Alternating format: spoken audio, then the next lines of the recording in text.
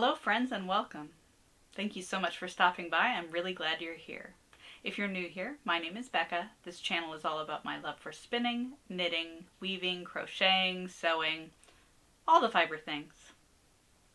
I invite you to grab whatever project you have on the go and join me. Let's make some stuff.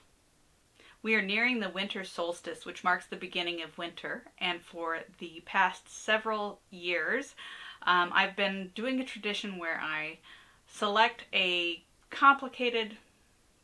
usually complicated project to get me through this cozy time. And this started with a knit along that I joined with Katie Green of the Green Bean podcast for the Seer Cloak, which was a pattern by the Daughters of the Red Sunset. And I want to share that with you now. I will also link to other videos where I share more details about all of these winter projects in the description box if you're interested in looking at those. So this is the Seer Cloak. I've knitted mine in this wonderful forest green. It has color on the bottom border, as well as a cabled panel that goes up into the hood. And then I also did a band of tablet woven silk that I used to cover over the steeped edge on the center. So that is my Seer Cloak. This was a previous winter project. The next year for my winter project, I made a pattern of my own design that was inspired by the shawls of Crystal Safarth. This is the Monarch Shawl, which is a large triangular colorwork shawl with a band and pom-poms on each of the edges. This uses a technique that Crystal Safarth champions. I'm not sure if she came up with it, where she makes her own gradient balls out of multiple shades for the main contrasting color. And so this is a shawl, again, that I designed based off of Crystal Safarth's patterns. And some of my winter projects take more than one season. This one from the next year was the One Ring Scarf. And this is a very complicated, very intricate double knitting pattern, knit in this wool and silk blend yarn. The pattern, as you see for the color pattern, has no repeats. It is text, and so took a long time and a lot of brain power to make this pattern work. So it took me more than 6 months to complete this project, but I absolutely love it, and I think it's just phenomenal, and I'm really proud of this winter project. And last year for my winter project, I made the orange Albertine jacket,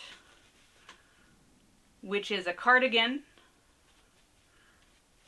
in the Norwegian style by Norwegian knitwear designer Sissel Høyvik. And in addition to this amazing all-over color pattern in stranded knitting, I am enamored by the number of details that this designer adds. So there is a crocheted edging. There are, in addition to the two colors of the orange and the white, there's a bunch of duplicate stitch, including at the cuffs, to make the colors even more interesting. And then, as you can probably see glinting in the light, there are beads and sequins and pearl buttons that just make this really a fun project to make and an amazing project. This one, again, took me the entire season of winter to do the knitting, and then another month or month and a half to complete all the finishing. But that was my last year's winter project.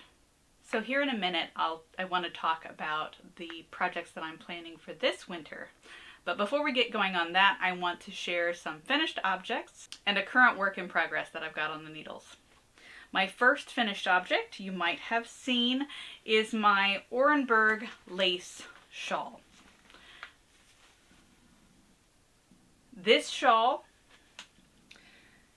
is a hand-spun lace weight yarn made from 50-50 blend of yak and silk in these two colors. The dark brown is the natural color of the yak, and then the white or cream is a bleached version.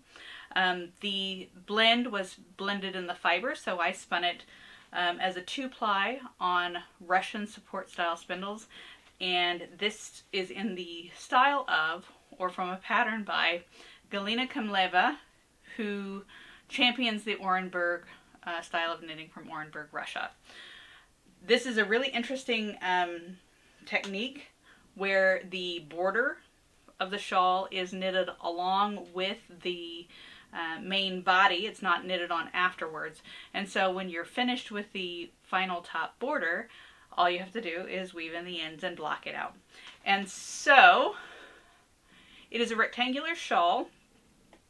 It is 32 inches wide by 42 inches, 36 inches wide by 42 inches across, and it is feather light. It weighs just under 6 ounces, which is 168 grams.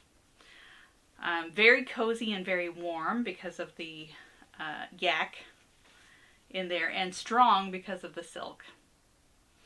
This was from a pattern book called the Gossamer Webs Collection, again by Galina Khmeleva, using Russian style support spindles.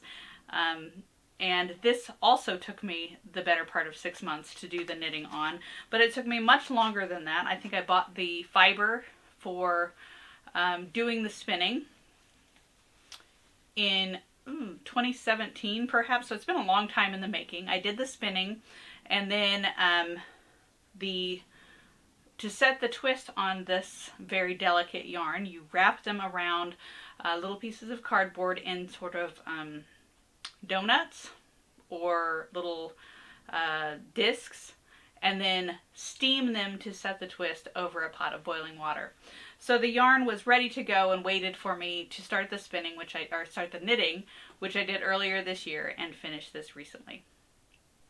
And my next finished object is what I'm wearing. This is my Ripe Plum Blue-Faced Leicester hand spun cardigan.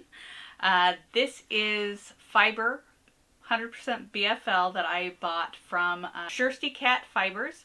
It is hand dyed by Shirsti Cat Designs, and I bought 6 of these 4-ounce braids in 2 different dye lots because I knew I wanted to make a sweater with this lovely, lovely color, but there wasn't enough of either one for a sweater quantity, so I ended up buying half of 2 different ones, and then I spun them as singles, and then from each color, and then plied those together in a 2-ply so that the variegation and gradient would be more equally distributed throughout the yarn. I bought, as I said, 6 4-ounce braids, which is 1.5 pounds of fiber, and usually I would think that I would need 2 pounds of fiber for a sweater, but my recent spins had been generating more yardage than I needed at that weight, so I thought I could get away with the 1.5 pounds, and I did, but just barely. This is all the yarn that I have left in this sweater, and so I made it as a cardigan. It's a fitted cardigan with full-length sleeves, and I modified the pattern based off of a pattern for the fitted sweater and the fitted sleeves from this book, 1000 Sweaters by Amanda Griffiths. I've shown this book before, but it is essentially a mix and match pattern book, which I have to modify quite extensively to work with my hand spun. So in addition to the gauge being different, my sizing is often different than what they call for in the pattern book. And so essentially I use the pattern book for the basic shapes of the pattern pieces and the dimensions of the pattern pieces themselves, and then I modify that pattern to match my yarn and my gauge based off of those numbers. So it's a lot of math and takes a little bit of trial and error, but it often works out.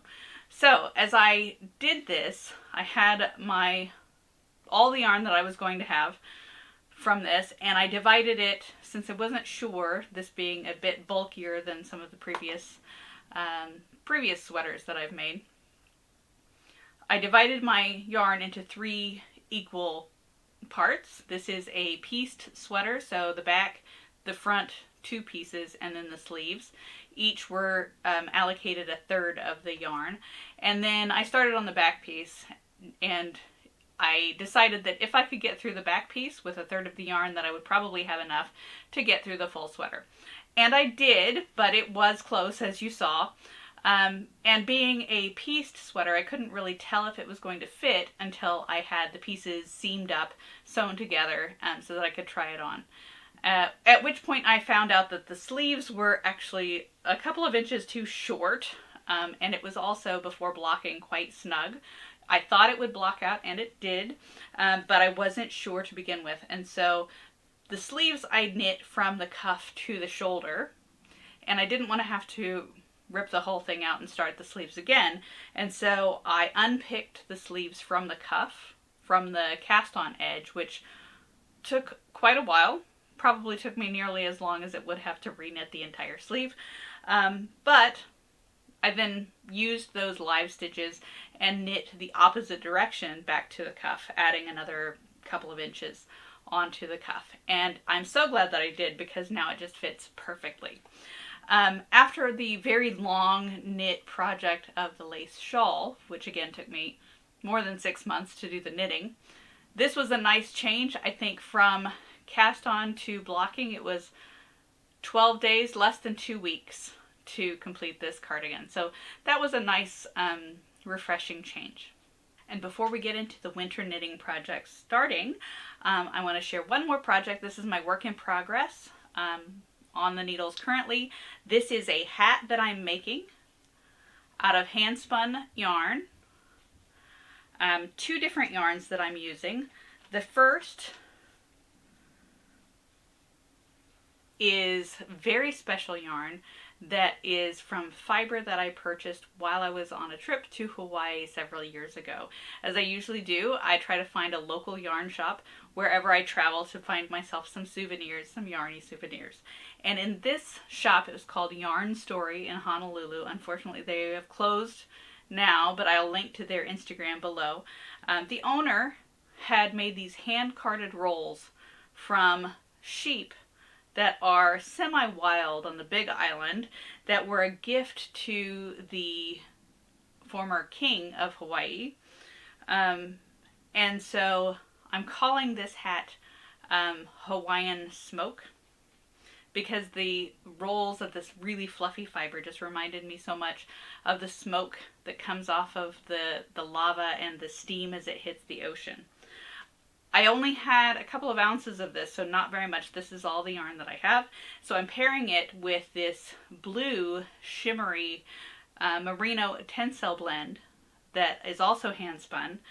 And I think that the contrast of the fuzziness of the wool and the shininess of the tencel work really well together to give that smoke and ocean look. But as a cautionary tale, this yarn actually is some of the first fiber that I ever bought for myself when I was learning how to spin, and I struggled so much with the merino tencel blend. Just couldn't get it to go, couldn't get it to spin. It was very frustrating as a new spinner, so wouldn't recommend it for new spinners. But I did finally, with help from some more experienced spinners at Yarn School, which is a fantastic location and workshop that's held in Kansas. I'll link that in the description box for you. They are going to be restarting workshops in 2025. Anyway, with the help of experienced spinners, I was able to spin it into actual yarn, and I've used it for a couple of different projects, but I think it looks really great with this Hawaiian wool. So now you know what I have been working on. Let's talk about what I will be working on. Let's talk about winter projects.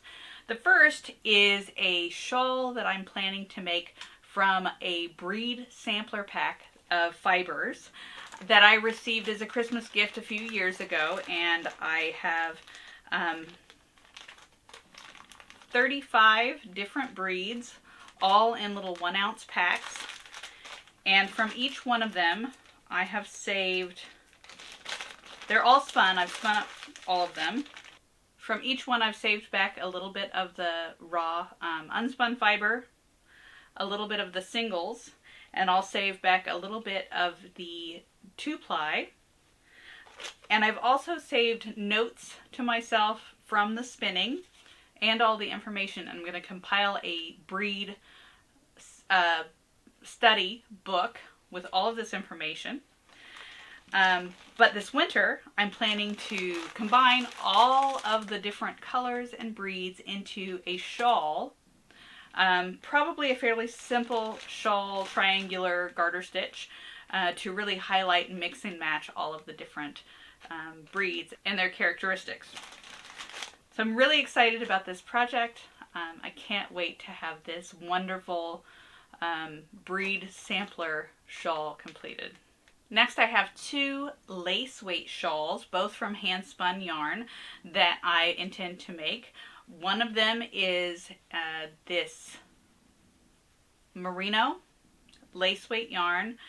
It's very, very fine, that I spun. I actually spun both of these on my big Ashford Elizabeth II wheel. But this first one, this very fine merino, which is from a line from Malabrigo called Nube. This color is called Aguas. I don't think they have this color available, but there is a similar color, a little bit deeper colors called Ocean that you can get.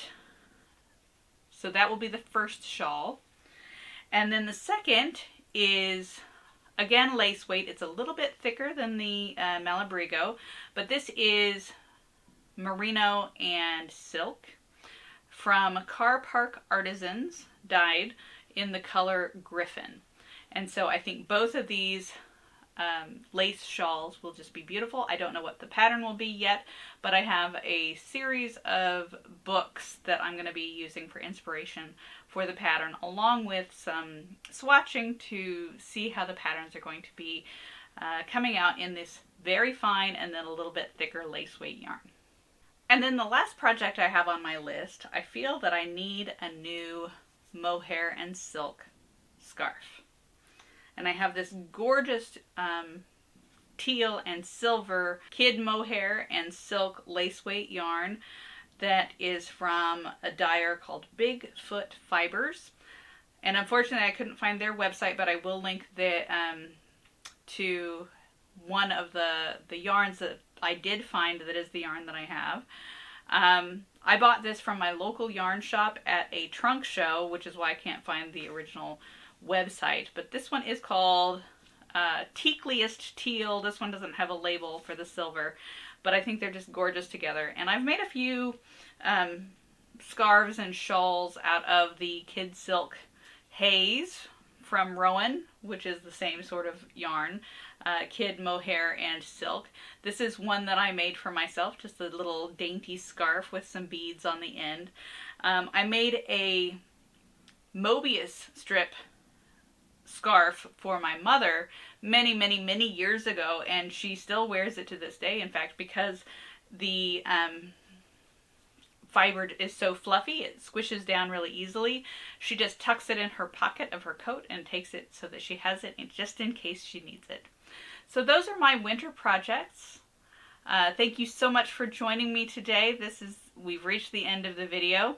I can't wait to hear about all of the projects that you're planning for the winter or for the summer if you're in the Southern Hemisphere. Thank you so much for stopping by and spending some of your creative time with me. I hope to see you in the next one. Bye!